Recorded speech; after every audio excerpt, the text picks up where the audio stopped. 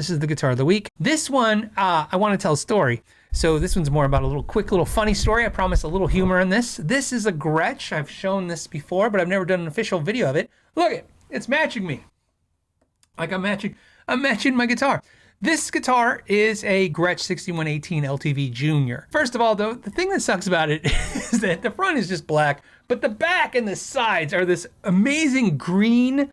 It looks probably like gold to some of you. It's not gold. It's like a green gold. It's like almost like if somebody shot like a gold top and then shot like translucent green on top of that.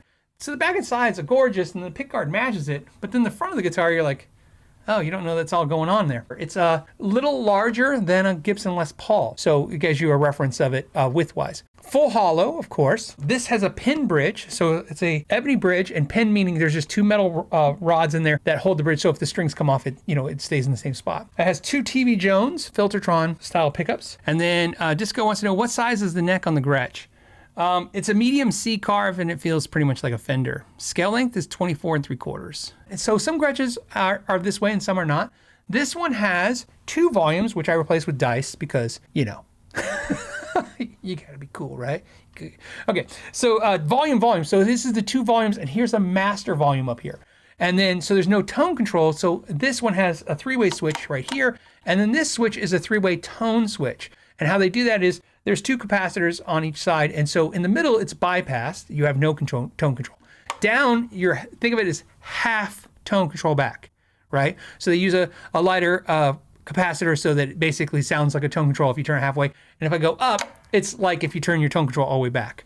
It's a cool feature in Gretches. I've always liked it. Some Gretches just don't do it that way. They just do the tone knob and then do a three-way switch. This has an ebony fretboard with thumbnail inlays. It has medium jumbo frets. They're actually pretty tall. It has a bone nut. It has Godo locking tuners. It's made in Japan, comes with a hard shell case. The funny story is that I'm the reason this Gretsch exists. One day I was working in my shop and my buddy Joe came in, okay, and he goes, I got this. And he pulls out this Gretsch, but it's small, like this, tiny. And I go, what is that? He goes, it's a Gretsch Junior. And I go, that is crazy. And I go, that's awesome. Where did you get that? And he goes, I got it at Sam Ash for $1,000. And I'm like, $1,000, which was a really good deal at the time. Fast forward, I want to say a few months later, I'm at the NAMM show and in my hotel room, doing what you do after a NAMM show. I'm looking on Craigslist for guitars and a local person selling a Gretsch Junior when I'm not in town, right? And I just don't want to lose out on this guitar. So I call Ralph. I say, Ralph, go get $1,000 and go meet this person and get this Gretsch for me. And he's like, okay. And he goes, but how do I know if it's right? I go, look, if it's not jacked up, I go, don't worry about it. As long as it's not damaged anyway, it's worth it. Goes, meets him, gets the guitar. He sends me a picture and he says, hey, I got the guitar. It's here. I pull out a case, I play it. I go, I love it. I go, this is such a cool guitar. Now, this is a made in Japan Gretsch Junior, but it was made before Fender made the deal. So a lot of people think Fender owned Gretsch. That's not what happens. Fender does not own Gretsch. In 2002-ish, Fender became the licensed seller of Gretsch. So Fred Gretsch III still to this day owns Gretsch. And Fender distributes and sells Gretsch. So they'll do the marketing for Gretsch. They build them in some cases in the USA. They build them obviously in Japan, Korea, and China. And they sell them and distribute them to dealers. They handle the credit departments. They do everything. It's like they handle everything for Gretsch, but they don't own the brand Gretsch. In fact, I'm sure they have to re-up it every year, every couple years. I'm not sure. At the time, he's since retired, Joe Carducci was the guy running Gretsch for Fender. And he's one of the original 12 employees that when Fender got bought back by the employees, he was one of the original 12 employees that came to Arizona from California. And he was eventually promoted to run Gretsch. So one day I'm talking to him, hanging out with him, and I said, man, did you ever see a Gretsch Junior? It looks just like a 6120, but it's smaller. And he's like, oh yeah. He goes, I remember those. I go, you need to make those. And he goes, yeah, they didn't sell it well. And I go, no, they're super awesome. I go, I just wouldn't stop talking about how amazing that is. And I go, but the frets are tiny. I go, you guys need to do modern frets like you do now. So 1 year later, I'm walking to the NAMM show. So this is a year from the first NAMM show where I bought that used Gretsch. I'm walking down the hallway and Joe Carducci sees me and he goes, Phil. I go, what? He goes, we did it. I go, what? He goes, we did it. We made a 6118 LTV Junior. We made it as an anniversary. We did it. We made it exactly like what you said. He goes, but we put bigger frets on it. And I go, done. I'm getting it. Ordered. Done. I go, put it on my order. He's like, I'll let them know. So I go and look at it, and it's black. I'm like, why is it black? It's like, that's not cool. I wanted orange. I wanted something flat. I wanted something flashy. It's just black. And I go, so I was a little bumped. And then I got the price, $2,600. So I go, oh my God, I bought one for $1,000. This was $2,600 cost. But I had to buy it because I talked him into making them. And then I told him without looking at it, I was taking it. Here's the funny part. So then I had both. And over time, I just love the way this one sounds and plays better. Speaking of which, I probably should share with you. So, and I'll just give you a sample of the two pickups. I'm running through a Fender Princeton head into a Freeman 112 cabinet, mic'd up with an SM57. I don't know if you can see all that. It's kind of hard to see. There it is, there it is. Mic'd up with SM57. We'll do neck pickup first.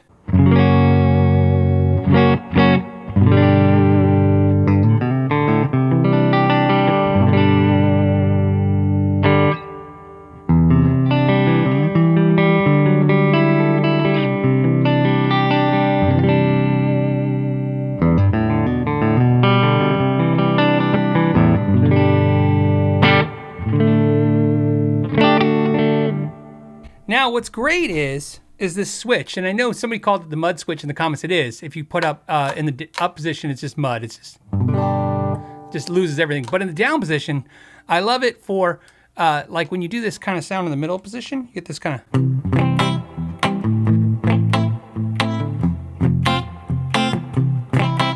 And it's nice to mellow it out a little bit with that down position on the tone switch.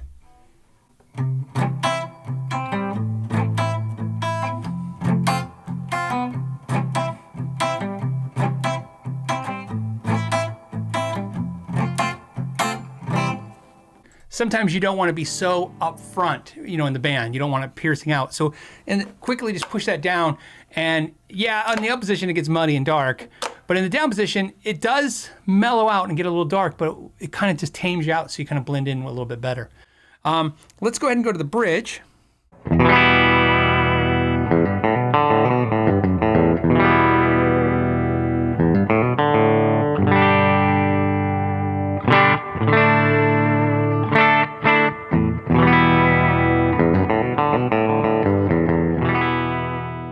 I want to switch over to an overdrive just to show you that, and we'll do the bridge real quick with an overdrive.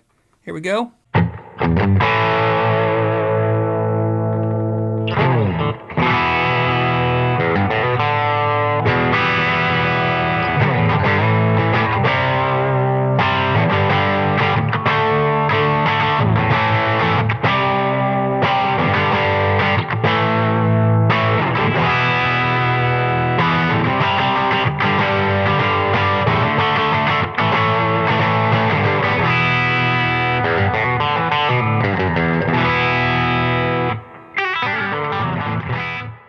This is how I talked myself into buying a Gretsch guitar. And to this day, I absolutely love it. It's my best sounding Gretsch I've ever played. Even recently, I'm going to do a review of my full-size Gretsch that I absolutely, I like that guitar a lot, but this one just a little bit still more magical. I don't know what it is about it. It just feels great, easy to play. And, you know, maybe it was just meant to be. And I still love, one thing I love about this guitar is I love having a master volume. You know, just, I love the idea of just having one big master volume and two independent volumes. Really cool. And now I learned my lesson, which is watch what you suggest because you're going to be accountable for it. If you're looking for one like this one, you know, something like this, they make an import version now that's really cool. They did not at that time, so they do make some juniors that are pretty cool. You can check out. And also, if you want like the expensive made in Japan ones that are crazy expensive and nice, go to Wildwood Guitars. They do a whole big selection of the junior series that are just fantastic. We're giving away a Epiphone Firebird. That Epiphone will be in a deep dive video. To enter to win, all you have to do is use the link down below. No one will contact you through social media in any way. And whoever wins, I will contact them personally and you can actually call me and verify it's me real quick. If you enjoyed this podcast clip, you can watch the entire episode by clicking the link in the description or streaming it on iTunes, iHeartRadio, and Spotify. You can also join it live every week, Friday at 3 p.m. Pacific Standard Time, and I hope to see you there. Until next time, know your gear.